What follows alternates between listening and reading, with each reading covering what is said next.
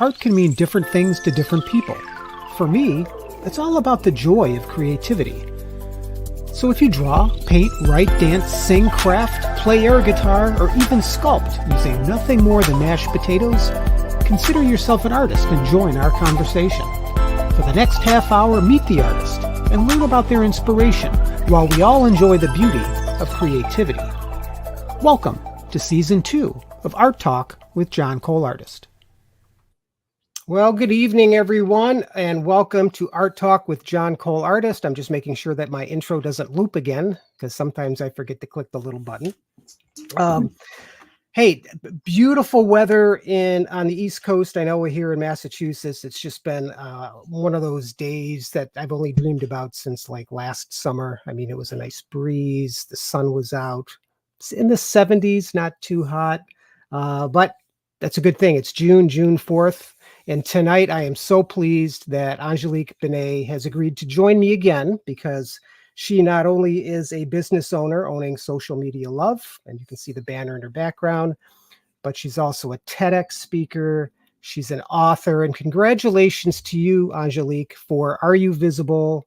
What happens in your business when you show up for yourself?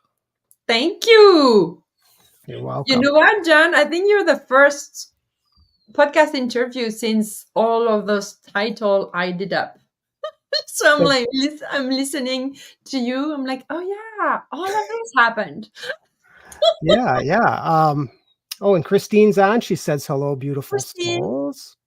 Yeah, Christine loves the show, and I really appreciate her taking the time to watch. So the book, it's been out for what, about 2 weeks now? 2 weeks.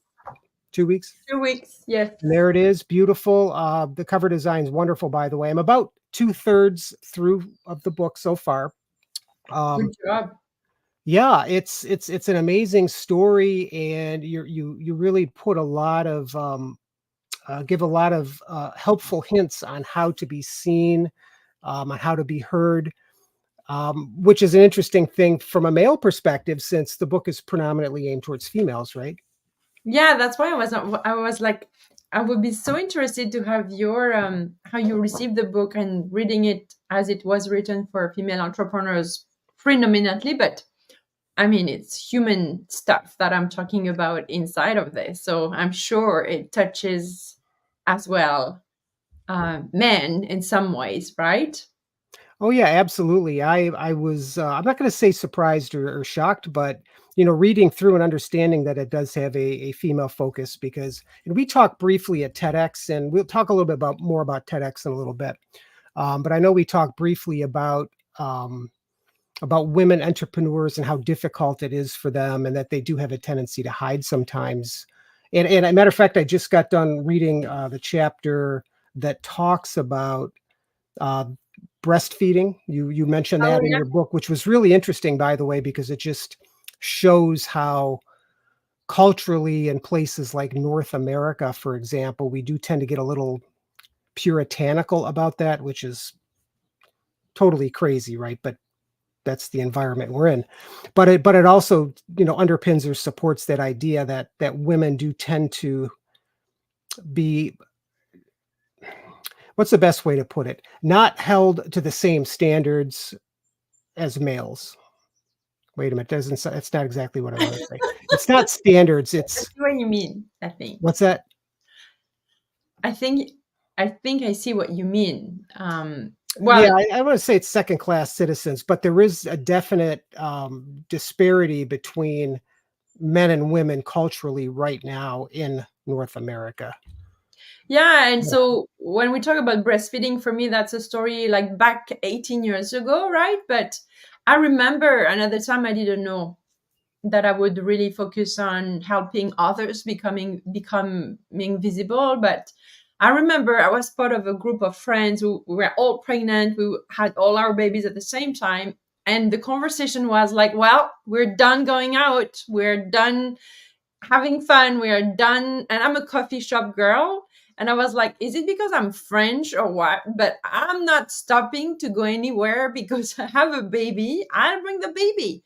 And then I ended up alone because everybody was hiding.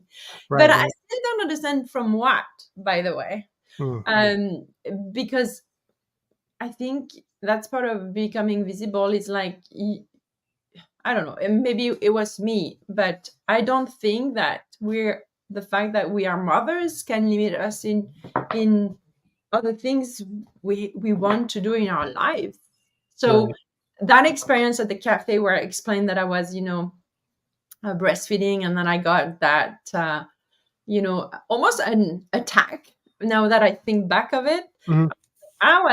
what is that? So yeah, that's and I think when you're a woman and you decide to bring your kids everywhere, and you know that you're going to be judged because your kids are not behaving the way society want them to behave, and all the things, when I you since I wrote the book, came back to me, and I'm like, but who decides where I go and what I do and how I raise my kids or not, or Right. they screen the store, like what?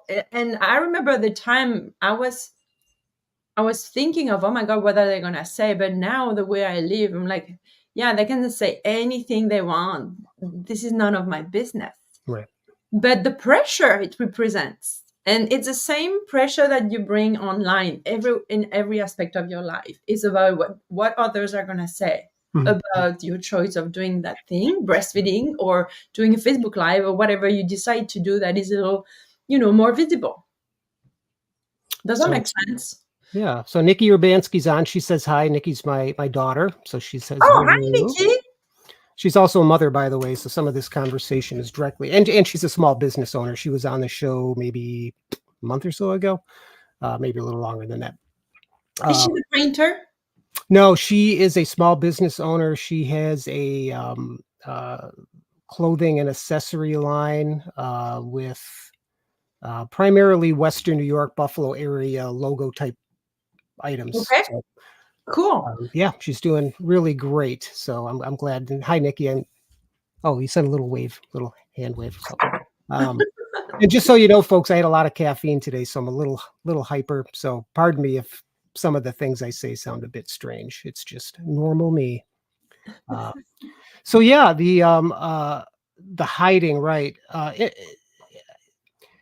So I mean, so from a cultural perspective, we've got women that I think need to be more visible, and of course the situation that you described from 18 years ago, which I would argue is probably still the case generally. I think breastfeeding in public today still comes with a stigma attached. Although I know. honestly, I think it's getting better. Mhm. So the whole idea of being visible for women, primarily you're focused on the social media aspect, since today that really is our biggest form of communication, right? um, Whether or not it's Facebook, Instagram. I don't know. Do people still use Twitter, slant X? I don't know. Yeah. Oh, yeah. Are they I think. okay? Oh, yeah. I don't, but yeah. Well, I don't either. It's two out of everybody don't use it. So I don't know if other folks use it or not. Um, so when it comes to being visible, just in general, even for men as well, this idea of visibility, this idea of coming out from hiding. I think the example that you used in your book, and I think you talked about it on TEDx as well, as the avocado story. Yeah. Is that something you can share with us real quick? Yeah. Because I Yeah. think Yeah. that's a great example of what we're talking Yeah. about. Yeah. And this is something I repeat every day to my clients. So I help mainly women entrepreneur who are in the service-based business, coaches, consultant, anything intangible, anything you cannot say, I can sell you this, and you cannot show it. So how do you show it without showing it, right? Mhm. So it's an extra challenge, right? When not only you need to become visible, but you have to explain what's not visible and then Right. get people to buy from you.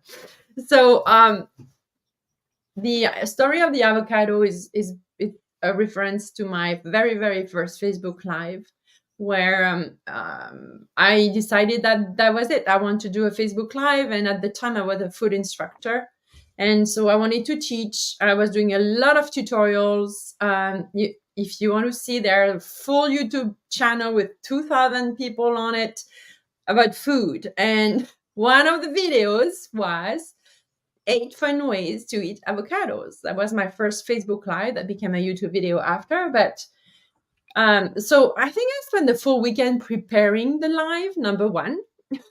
And then when it was time to go live, I decided that I wanted to draw the avocado. So it was like it's in my cupboard there. It's a large, like for kind of painters type of notebook. And then I had big pens and I was drawing my avocados and I was saying, number one way to eat avocados, dang, dang, dang, until 8. And then nobody was watching, right? And I remember I'm like, oh, well, probably I don't know how to do Facebook Live. Number one, you always, by default, you always put the finger, towards yourself, like you suck at it, you're not enough, and all of this. And then after that, you point a finger at the algorithm, say it doesn't work. Doesn't work for me. Da da da da da da. But 2 weeks after that Facebook Live, I met someone at the grocery store, and the person stopped me as I was pushing my cart, and said, "Are you Angelique?" And I'm like, "Yeah." And she said, "Well, you don't know me, but I know you from your video about the 8 ways to eat avocados." And I was like, "What?" Yeah. Like, it felt so weird. And then she explained that her son, like, she couldn't get her son to eat any veggies, and but thanks to the video now she was able to to have him to eat avocados. And so that was really an example that I remember very vividly, and I'm glad I do, because it just shows that you never know who's watching, and there is always someone watching. Yeah. Which means that you got to develop that muscle to be visible, to be consistent, and to be courageous, and to believe that there is always someone watching. And then, of course, you add some tactics and strategy, but at the end, the bottom line is to show up, because the day you retrieve, it's one day too early. The person was ready to go for you, right? Right. So that's kind of the story I use now, because and I have another proof of it. It's been 10 years that I've been building my audience. Building an audience is like building relationship with your kids, with your partners of life, with your friends. It doesn't happen overnight. And some people don't talk to you forever, and then suddenly they come to your life and they start to be your best friends.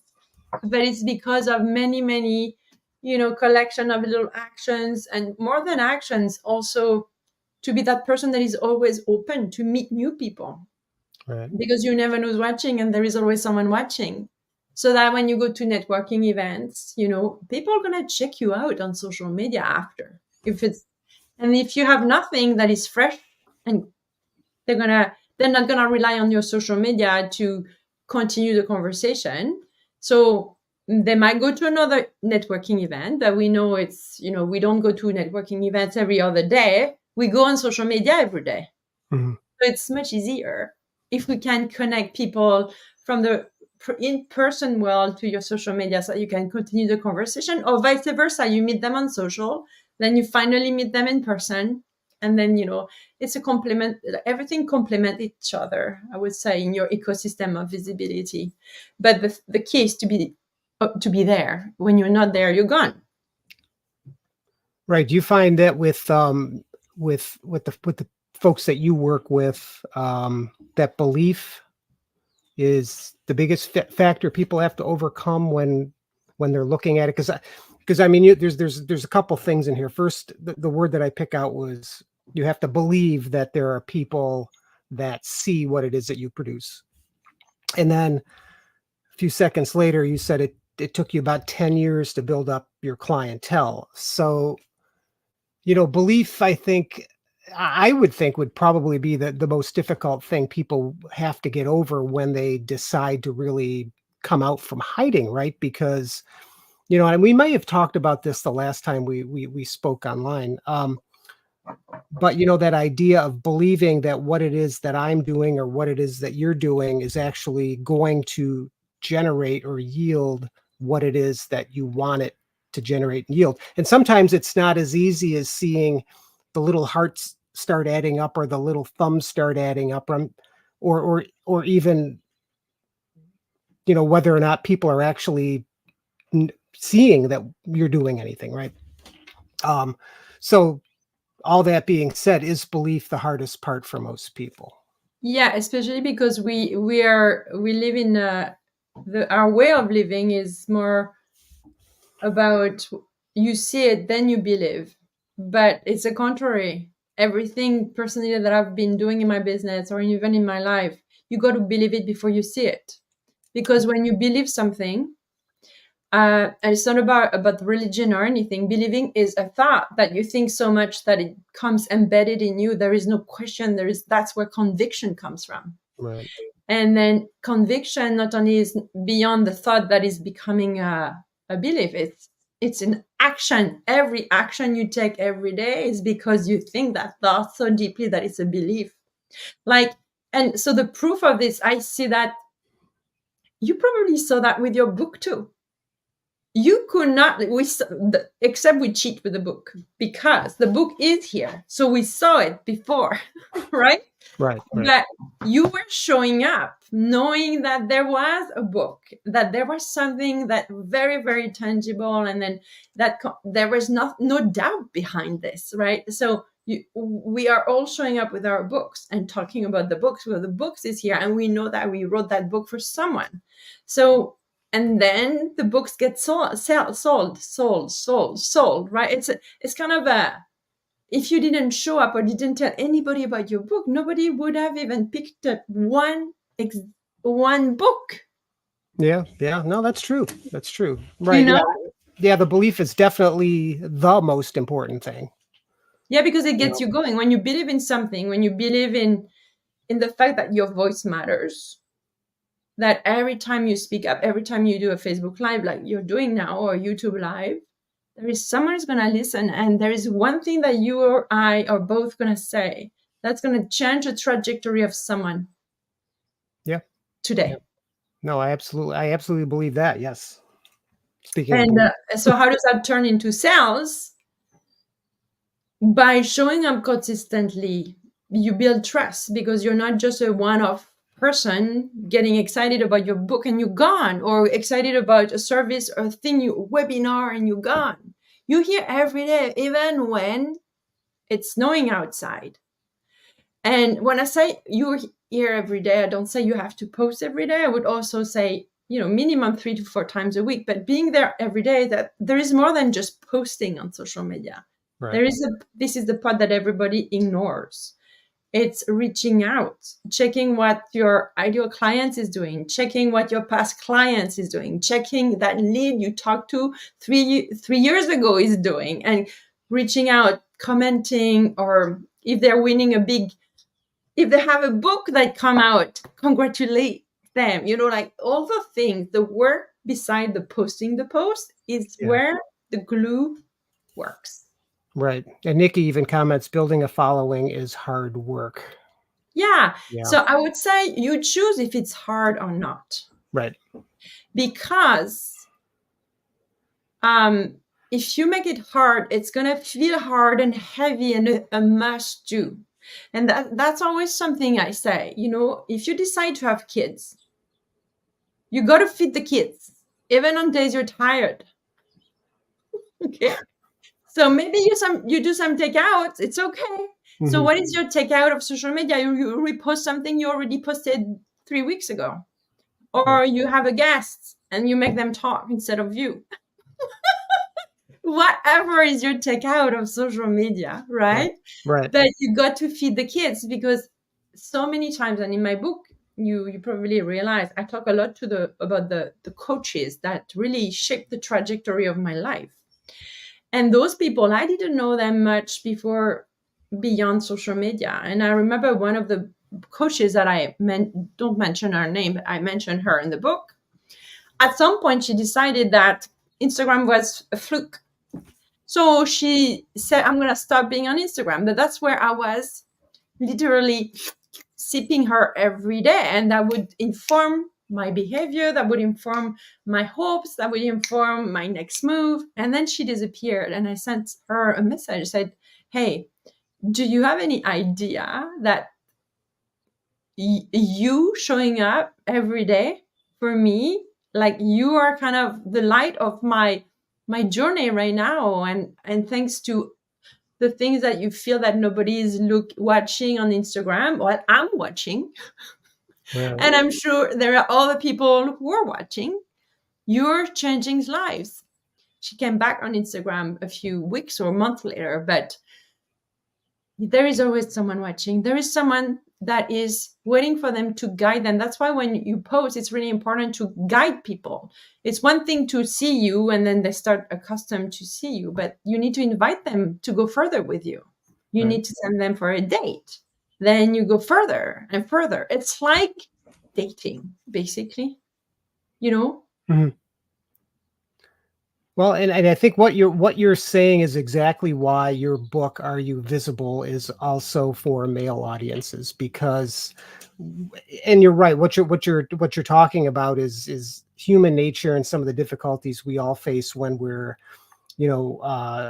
putting ourselves out there, whether or not it's social media or not, right? It Yeah, doesn't even have to exactly. be that, right? It could Yeah. be just relationships, right? Because relationships can be challenging too, especially if you come from a childhood where, for example, it might not have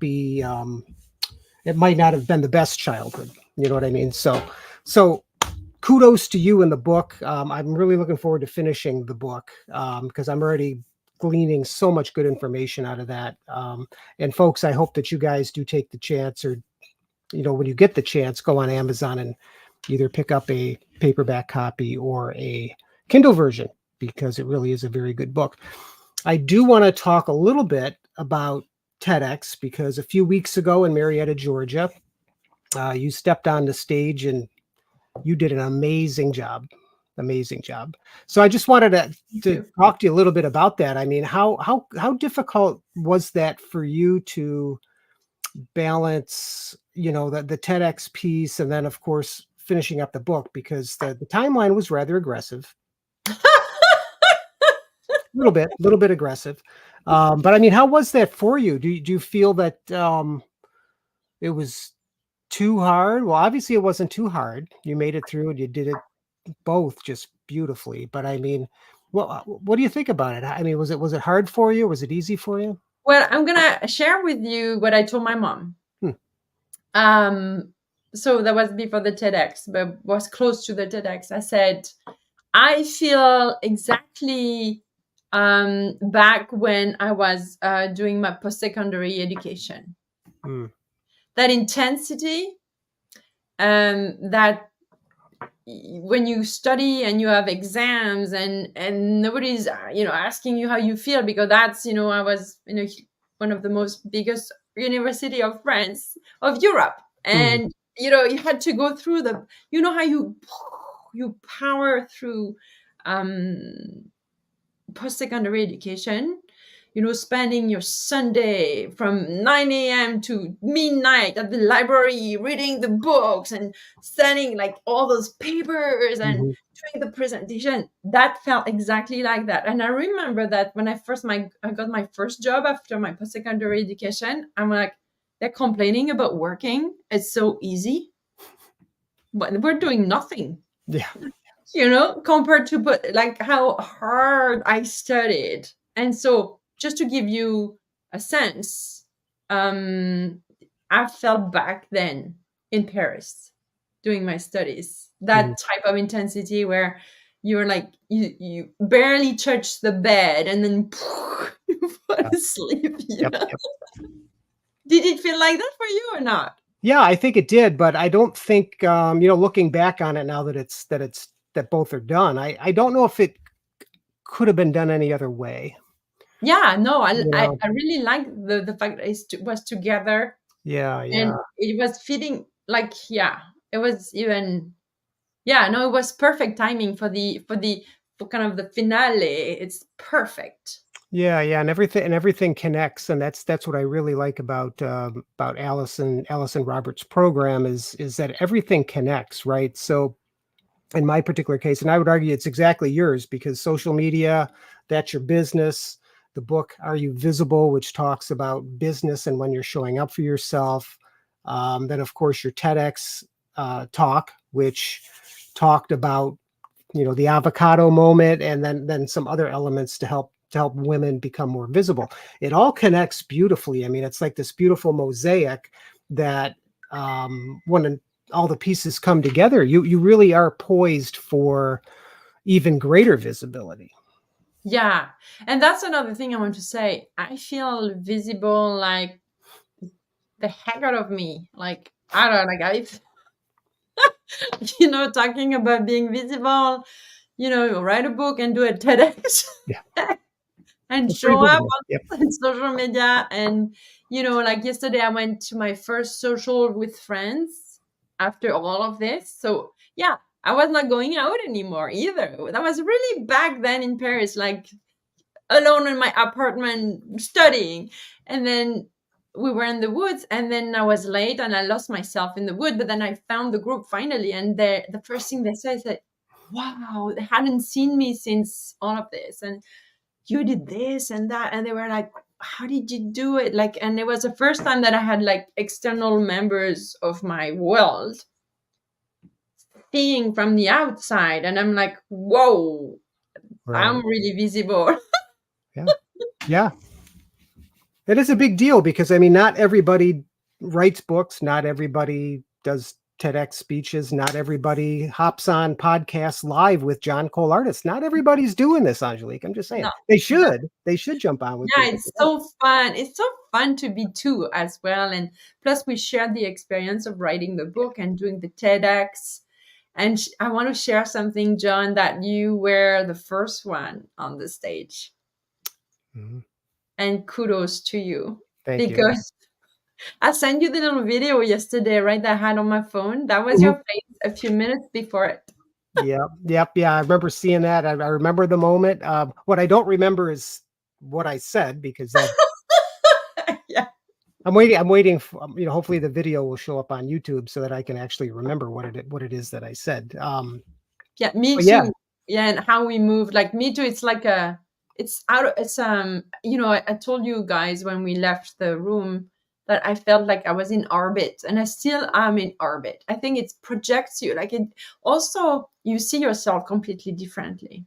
Not only people are gonna start to see us more, like they see us differently, but myself, I feel that on days that I want to hide, I'm like, girl, you have a book out and you went on a TEDx stage. Please honor that. You cannot hide anymore. yeah. You had asked me before we got on about, because I had mentioned this before as well to some other folks, that for me the book and the TEDx almost feels like a distant memory, even though it wasn't that long ago, right? And kind of like it happened, and you know I'm not feeling any big emotional response from it. But as you were talking, I kind of tapped back into that, and both the TEDx speech and the book for me really did have an impact on me. And I think the big impact for me is that I feel more confident and empowered. And that doesn't necessarily mean that I'm running out and starting to like really push a business side, because that I think is coming. I mean, I've got this huge trip coming up this summer here in a couple of weeks, in 12 days. So for me to really go down that road and start to contact people for book signings, or work on the genealogy business and stuff like that, it wouldn't necessarily be the best time to get started on that with only 12 days before I'm gone. But I do feel like those two things changed me somehow, where the confidence level now is higher. And I do feel a lot better about myself, which is pretty amazing. It is the same for you. Do you feel better about yourself because Yeah. you've done these big things? Yes. Yeah. Yeah. I feel. Yeah. I feel like another person, but Yeah. the old person is still attached to me, and some days she's heavy because there is no more room for her. Like we showed ourselves that we're capable of bigger impact. Yeah. And I don't want to go to small stuff anymore. I want to be seen even more. Yeah. I don't think you could do small stuff anymore. I mean, Yeah, but I find that the voice, the old voice, like that is accustomed to hide or to Oh yeah, yeah. question or doubt. So it will be always there, but we know how to deal with it. But it's just I feel that I extracted one person out of me, and she's the Right. one who leads, which is cool, right? So and to tell you the truth, I'm still absorbing everything that happened. So for you, you say it feels like from it never really happened or it's far in the past. Yeah. For me it's not exactly like that, but I'm still processing. And the thing what helps is when I talk to people like the podcast. You're the first podcast I do since the event, Oh, so thank you. oh, you're welcome. You're welcome. um or meeting people who haven't seen me for a month or weeks, so like last night, that's when I start to integrate it really happened. Right, right. Yeah. Yeah. Yeah, Yeah. the bottom line is both of those things are such big deals. I mean, maybe some folks might not think so, but the truth is they are both big deals. Well, Mm. yeah, when they announced us on stage, and then Alison said, reminded us it was the largest speaking stage of the world, I Right. almost fainted. Yeah. Yeah, TEDx has a huge YouTube following in the millions. Yeah. Yeah. And I don't know how, 1 million every year or something massive, like the number Yeah, every year. yeah, it's Yeah. certainly much more than my podcast, but I'll get there someday, right? Well, you don't need a big audience to have clients. Oh, no, no, no, not at all, or to have Uh, impact for that matter, right? it's really about building it from that place of building a family, building of an audience that when you launch a book, they're behind you. Like that's what I discovered with my audience. Like, I've been working hard for 10 years, but I'm surprised. I'm still in awe of the support. Some people I haven't heard for a long time, they've been following because it came out for the book or the TEDx, but they were like mentioning things from way back then, and I thought they Right, were gone and long gone. No, they were still watching. they were. So you never know who's watching, and there is always someone watching. There's always someone watching. All right. Well, speaking of always someone watching, I am so glad that again that you agreed to be on the show. It's been a pleasure talking to you. Um, folks, get her book. By the way, your website is Social Media Love AB. Social Media Love AB. There it is right there. And your .com. Yeah, perfect. .com. And Yep. that the book is right there. Yeah, yeah, Yes. folks, pick it up. I mean, it's a really good book. It's written very well, and some of the stories that she talks about, whether or not you're a male or a female, really are they're they're appropriate. They're timely, and I have no doubt that they're going to resonate with you when you read it. Yeah, and I And I want think to add that every morning, to celebrate the book for the next 2 weeks, I'm live around 6:15 EST okay, AM. So and I invite people to come with me and join me during the live so that they ask questions about the book or online visibility. So that's an opportunity if you want to kind of get to talk to me as well. I'll be yeah, more than happy. that would be amazing. Yeah, hopefully, folks, that you'll take the time to do that. So, Angelique, again, thank you very You. much. Merci beaucoup. And next week, I'll be speaking with Sheila Eggert. She's also TEDx speaker and an author, and her book came out today on Amazon Yes, she's on it right now. right now. So, Yes. folks, please check us out. Check out all our books. They're really, really good. They're very, very helpful. And Angelique, again, I hope you have a great evening. And folks, I'll see you next week. Thank you so much, John. You're welcome. Talk to you soon. Bye-bye. All right, bye. Thank you so very much for joining me on the Art Talk podcast, where it's my goal to bring artists together to talk about their craft. If you'd like to join me for a conversation, please reach out via email at johncoleartist@gmail.com or by visiting my website at johnrobertcole.com. So until next time, keep crafting, painting, and inspiring others with your creativity. You make more of an impact than you know. See ya.